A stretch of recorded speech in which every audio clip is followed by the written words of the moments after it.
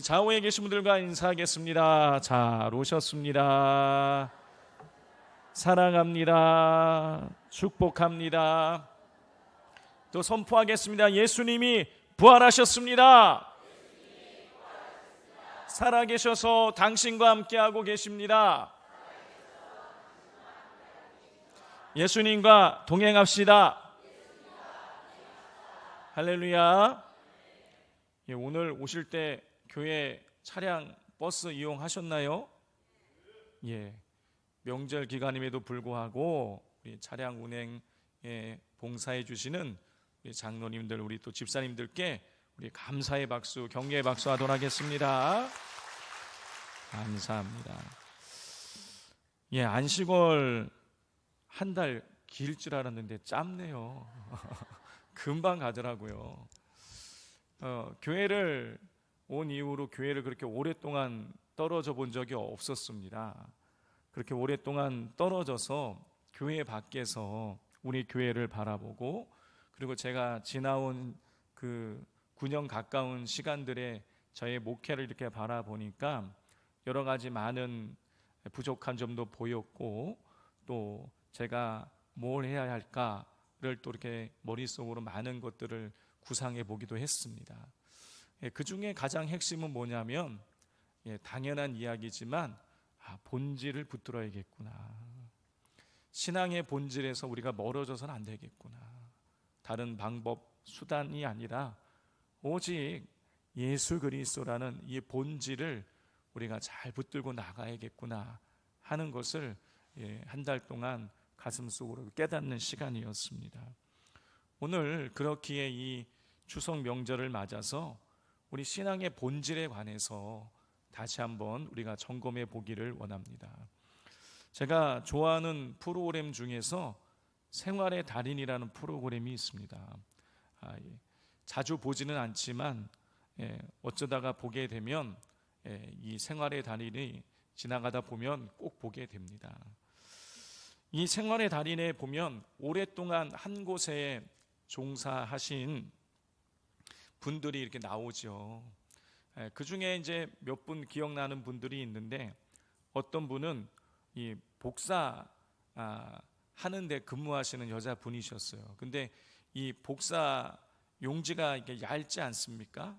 그 이제 사이사이에 다른 데서 복사해 온 것을 이렇게 겹쳐서 넣어야 편집이 되는 것들이 있는데, 와, 이게 정말 일일이 사람 손으로 한 장씩 들어서 집어넣고 이걸 해야 되는데, 그거 뭐 완전 기계더라고요. 차차차차차차차 하는데 이거 따라갈 수 없더라고요. 그 분이 기억이 나고, 또 한 분은 이 한 호텔에서 일하시는 이 분이셨어요. 이분은 한 10명에서 해야 될 일을 혼자 하고 계시더라고요.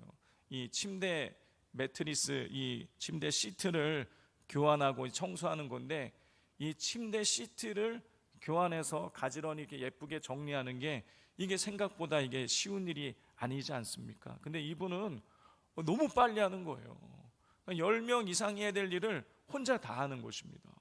그래서 너무 이제 기억에 남아 있는데, 어느 날 보니까 이 분을 그 방송이 나가고 나서 삼성 계열의 한 호텔에서 이분을 스카우트해 갔더라고요. 그래서 그 침대 시트 교환하시고 청소하시는 그 미화하시는 분들의 매니저를 삼아서 그 노하우를 이렇게 전수시키게 하는 것을 이렇게 볼 수가 있었습니다. 성도 여러분, 이 생활의 달인에 소개되시는 이 분들을 보면 처음부터 잘하는 분들은 한 분도 없죠. 처음엔 서툴렀는데 시간이 지나고 10년, 20년 지나다 보니까 이렇게 잘하게 되었다라는 이 똑같은 고백을 하시는 것을 우리가 볼 수가 있습니다. 여러분, 세상의 일들은 그런 것입니다. 세상의 일들은 소질이 없어도 그냥 꾸준히 하다 보면 어느 정도 경지에 오르게 되는 것이죠. 같은 일을 반복하기 때문인 것입니다. 그렇게 처음에 잘하지 못해도 나중에 시간이 지나고 나면 여러분 잘하게 되는 것이죠. 여러분, 그런데 오랜 시간을 같은 일을 반복함에도 불구하고 발전이 없을 수 있는 것이 있습니다.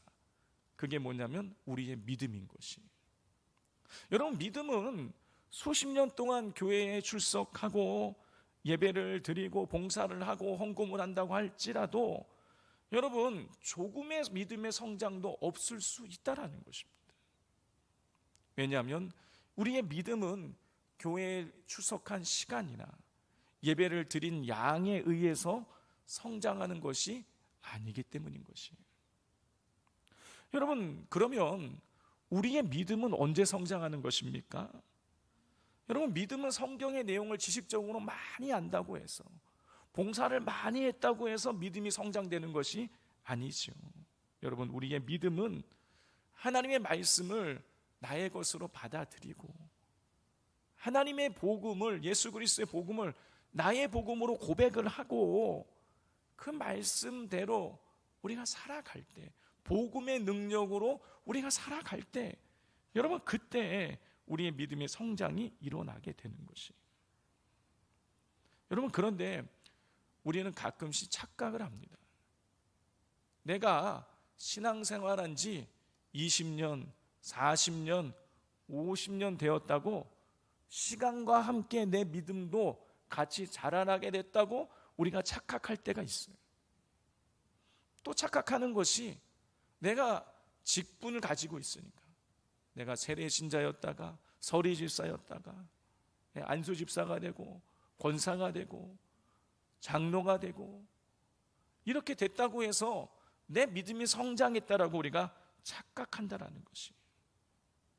여러분, 내 믿음이 정말 성장하고 있는지 그렇지 않은지를 여러분, 우리가 늘 점검해 봐야 되는 것입니다.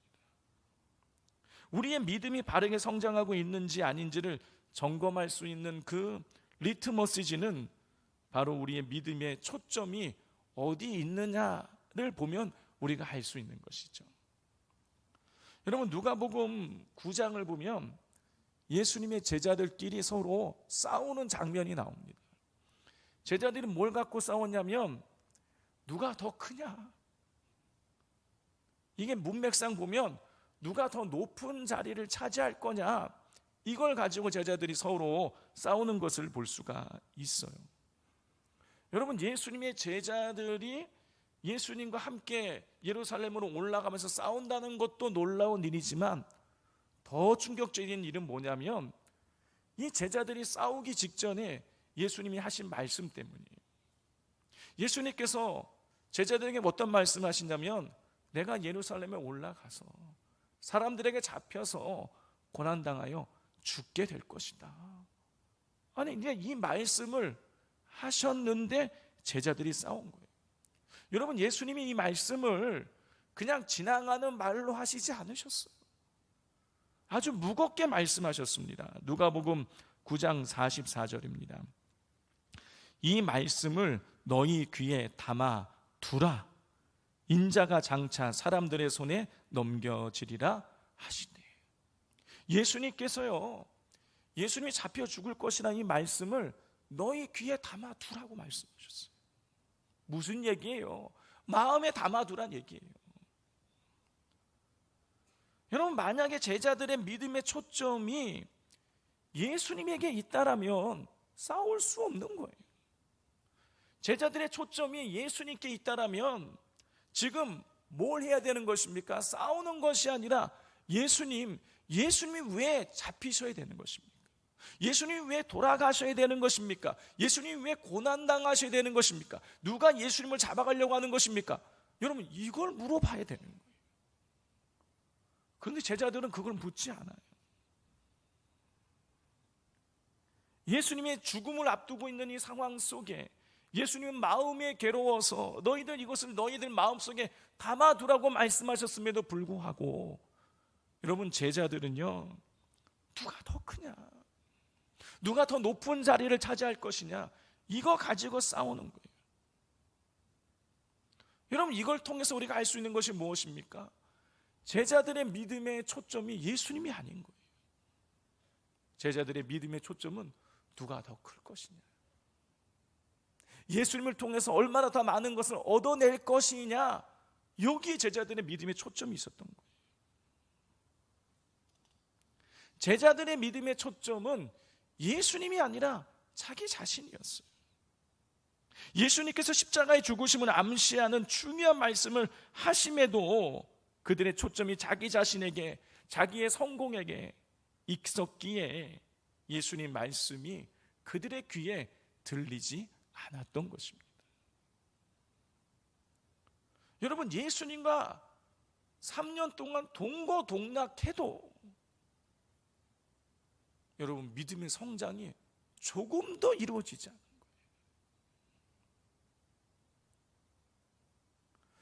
1995년 3월, 그 당시 아주 사회적으로 큰 파장을 일으킨 살인사건이 발생을 합니다.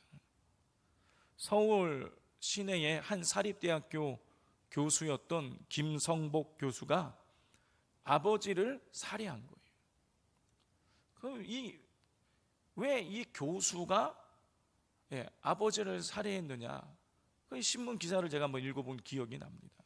그래서 찾아봤어요.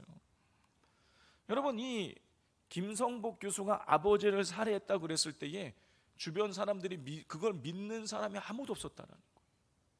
왜냐하면 그는 효자 중에 효자였기 때문에. 그는 학교에 있든지 어디에 있든지 꼭 오전 11시가 되면 아버지께 전화를 드려서 안부를 물었다라는 것이죠.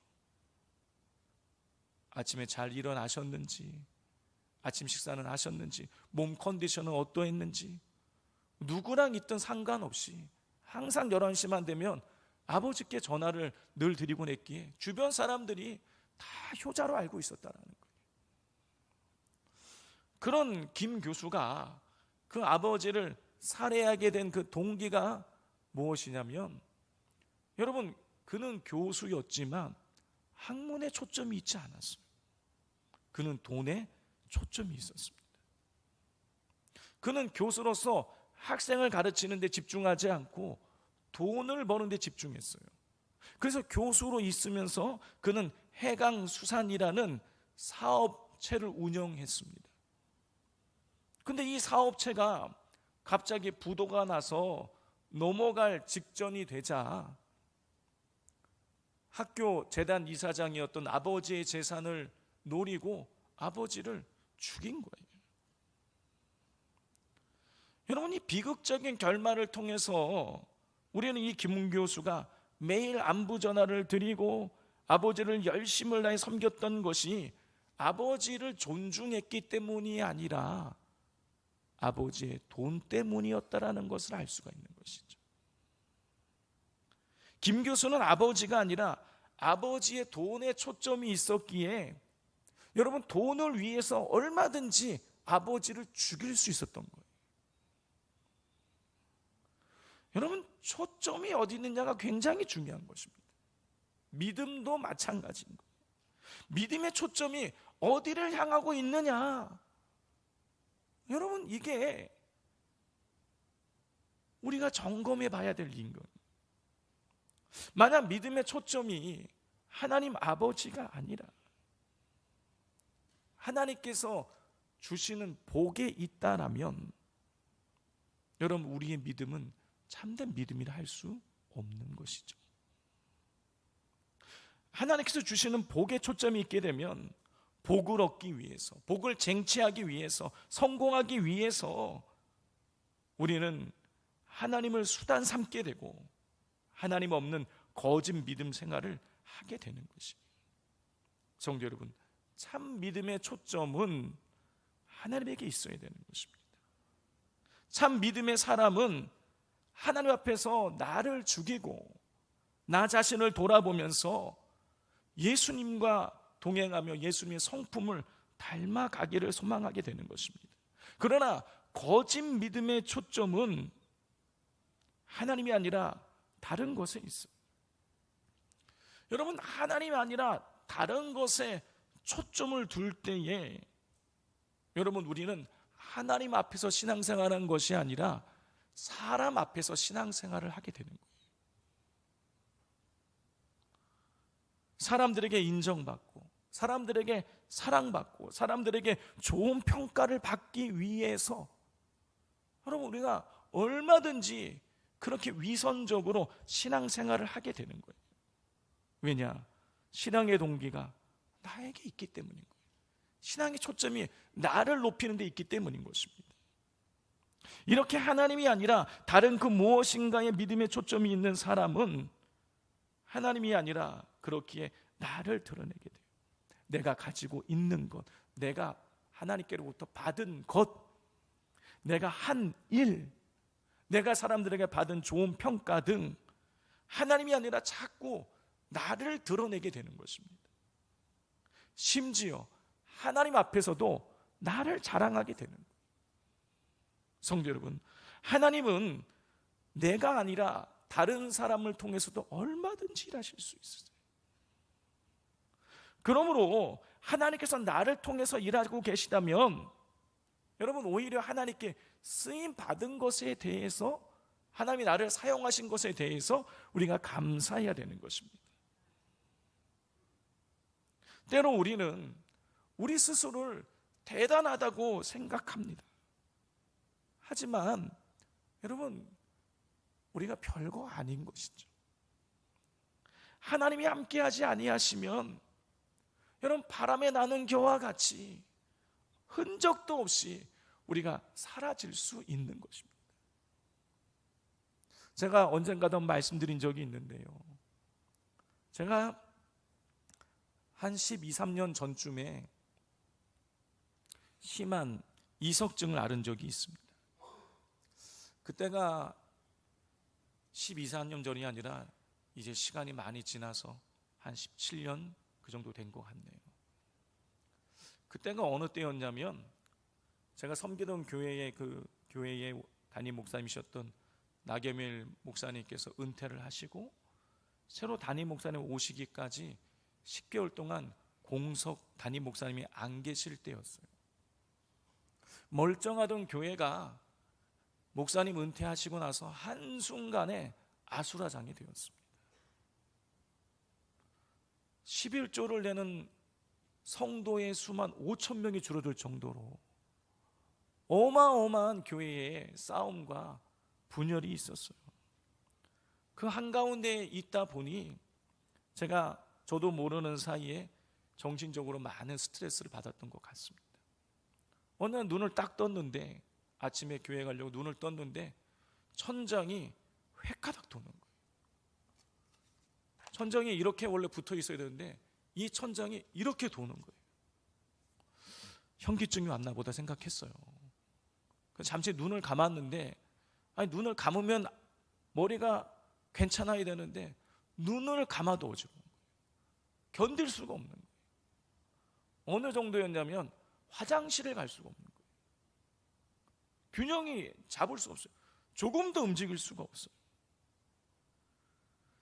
여러분, 이런 이석증이 수개월 동안 계속됐어요. 사람이 사는 게 아니더라고요. 여러분, 몸속에 있는 그 작은 돌 하나 빠졌을 뿐이에요. 몸속에 정말 쌀알보다도 작은 돌 하나 빠지니까 사람이 삽시간에 바보가 되더라고요. 그때 깨달았어요, 제가. 사람이 별거 아니구나. 내가 아주 연약한 존재라는 것, 내가 내 자신을 지킬 수 없는 연약한 존재라는 것을 그때 깨닫게 되었어요. 여러분, 우리는 연약해요. 그런데 우리는 착각해요.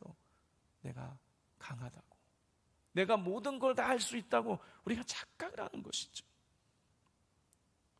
조금만 손에 무언가 쥐어지게 되면 여러분, 우리는요 우쭐대고 고개가 뻣뻣해지고 의기양양해집니다. 어깨에 힘이 들어가요. 단단히 착각하는 것입니다. 하나님께서 우리 건강을 지켜주지 아니하시고 우리를 보호해주지 아니하시면 여러분, 지금 우리가 이 자리에 나와 예배 드릴 수도 없는 거예요. 그럼에도 불구하고 믿음의 초점이 잘못되어 있는 사람들은 하나님이 아니라 자꾸 자신에게 초점을 맞춰요. 하나님 없이도 살아갈 수 있는 것처럼 자신의 힘을 자랑합니다. 믿음의 초점이 나에게 있기에 내 인생의 주인이 내가 되어져서 나 자신을 높이는 삶을 살아가는 거예요. 나의 유익을 자꾸 구하는 거예요. 그러나 참 믿음의 사람은 하나님 앞에서 나의 연약함을 고백하며 죽을 수밖에 없는 나를 구원해 주신 하나님 앞에서 나를 낮추고 나를 죽이게 되는 것이죠. 왜 그런 것입니까? 그 초점이 하나님께 있기 때문인 거예요. 지금 이곳에서 예배를 드리고 계신 우리 산돌교회 성도님들의 믿음의 동기는 무엇인 것입니까? 우리 성도님들의 믿음의 초점은 어디 있으십니까? 지금 무엇 때문에 이 자리에 나와서 예배를 드리고 계시는 것입니까? 우리가 하나님을 믿는 것은, 그리고 하나님께 예배를 드리는 이유는 나를 위해서가 아닌 것입니다. 하나님께 받은 바 은혜, 다시 말해서 죄로 인해서 죽을 수밖에 없는 나를 구원해 주신 예수 그리스도의 그 은혜에 감사해서 하나님을 예배하고 하나님을 따르게 되는 것이죠. 여러분, 이게 믿음의 원리인 것입니다.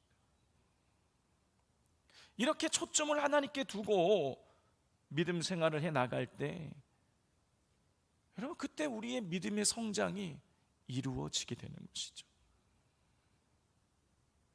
신앙은, 믿음은 수단이 아닙니다. 내가 하나님을 이용하여 나의 유익을 구하는 것은, 여러분, 그건 믿음이 아닌 거예요. 하나님께 헌금 많이 드리고 봉사 많이 하면 하나님께서 나를 축복해 주시니까 헌금하고 봉사한다라는 것은 하나님을 수단화하는 거예요. 방법화시키는 거예요. 성도 여러분, 믿음은 내가 아니라 하나님께 초점이 있어야 되는 것입니다. 제가 설교 시간에 자주 인용하는 믿음의 정의가 있습니다. 제가 아주 좋아하는 믿음의 정의예요. 백주년 기념교회 이저철 원로 목사님이 하신 믿음의 정의죠. 믿음이란 나의 유익을 위해서 하나님을 달래어 변화시킬 수 없음을 깨닫고 하나님 앞에서 나를 변화시키는 것이다. 그렇습니다. 하나님을 내가 복받기 위한 수단으로 삼는다면 여러분, 거짓 믿음인 거예요. 그것은 신앙을 방법적으로 이해하는 것입니다. 신앙은 원리인 거예요. 내가 하나님의 말씀대로 살아가려고 몸부림치고 하나님 말씀에 순종하며 살아가면 하나님께서 우리를 책임져 주시는 거예요. 여러분, 이게 신앙의 원리인 것입니다. 초점이 내가 받을 복이 아니라 하나님께 있어야 되는 거예요. 오늘 본문 말씀을 보면 예수님을 믿는 유대인들이 등장합니다. 자, 그런데 오늘 본문 말씀 이유를 읽어보면 이들이 예수님께 시비를 걸고 예수님이 귀신 들렸다고 하면서 종국에는 예수님을 잡아 죽이려고 해요. 예수님의 진리의 말씀도 믿지 않습니다. 여러분, 30절을 보면 믿는 것처럼 보이지만 그 이후의 내용들을 읽어보면 믿는 것처럼 보이는데 예수님을 믿지 않는 거예요. 그들의 초점은 예수님이 아니라 자기들이 다듬어 놓은 율법과 그리고 자기들이 만들어 놓고 있는 화려하게 나타날 구원자였기에 예수님 말씀을 듣고 믿는 듯 했으나 결국 초라한 예수님을 핍박하고 못 박아 버리고 말았습니다. 이렇게 잘못된 믿음의 초점을 갖는 유대인들에게 예수님이 이런 말씀을 하시는 것이죠. 우리 31절 32절을 같이 한번 읽어보겠습니다. 시작. 그러므로 예수께서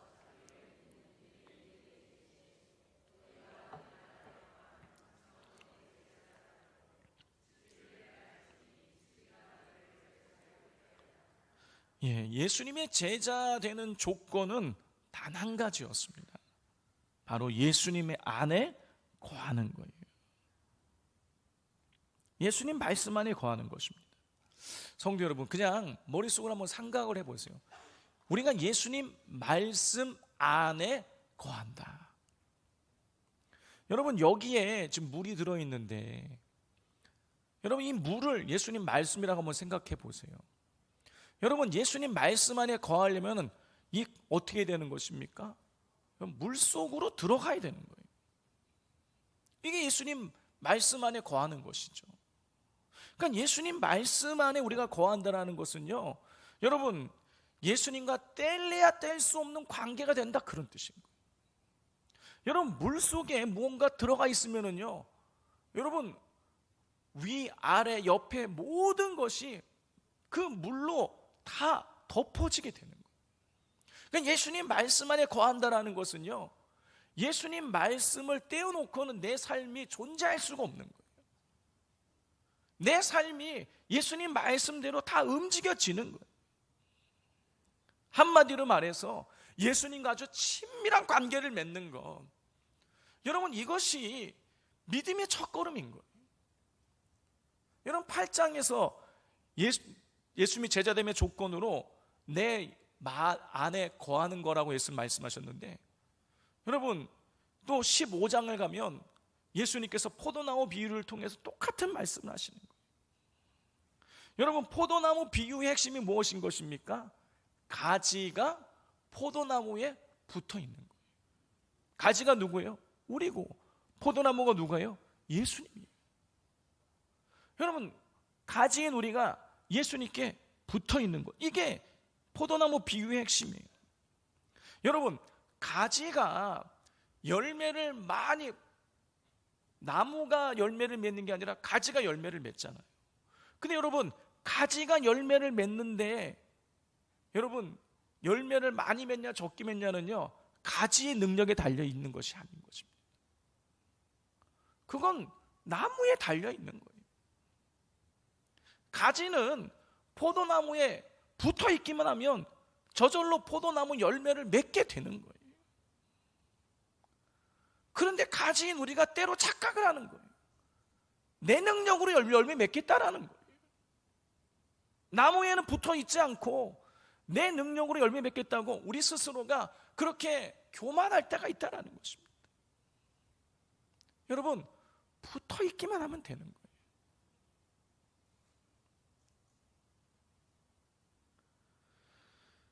여러분, 가지는 나무에 붙어 있는 것으로서 자기가 할 의무를 다 하는 거예요. 그러면 저절로 열매가 맺어지게 되는 것입니다. 여러분, 이러한 진리를 깨닫게 되면 우리에게 주어지는 것이 있어요. 32절을 같이 한번 읽어보겠습니다. 시작.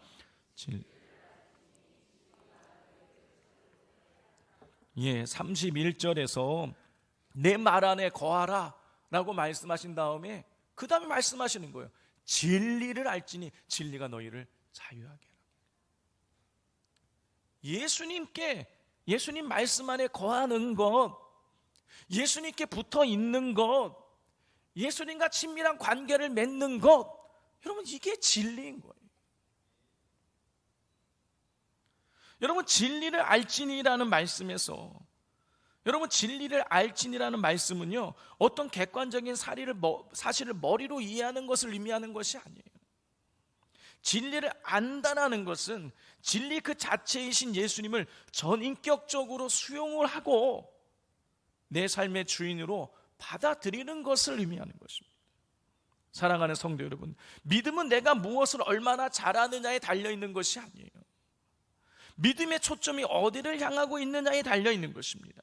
많은 사람들이 신앙생활을 오래 하면서도 변화가 없는 이유는, 성장이 없는 이유는 믿음의 초점이 하나님이 아니라 자기 자신에게 있기 때문이에요. 내가 얼마나 복을 받았느냐, 내가 얼마나 인정받고 있느냐, 내가 얼마나 성공했느냐에 초점을 두면 결국 하나님을 믿는 것이 아니라 하나님을 수단하여 하나님을 이용하고 있는 것입니다. 성도 여러분, 참된 믿음은 오직 하나님께 초점을 둡니다. 하나님을 하나님으로 인정하고 그분의 말씀 앞에서 나를 낮추며 순종할 때 믿음의 성장이 이루어지고 우리는 자유를 누리게 되는 것입니다. 예수님은 오늘 우리에게 말씀하십니다. 너희가 내 말 안에 거하면 참으로 내 제자가 되고 진리를 알지니 진리가 너희를 자유롭게 하리라. 사랑하는 성도 여러분, 우리의 믿음의 초점이 나 자신이 아니라 예수 그리스도께 맞춰지기를 바랍니다. 예수님께 붙어있는 가지처럼 그분 안에 거하며 말씀 안에 거함으로 날마다 참된 자유를 누리고 하나님께서 기뻐하시는 참 믿음의 사람으로 세워지시기를 주님의 이름으로 축복을 드립니다.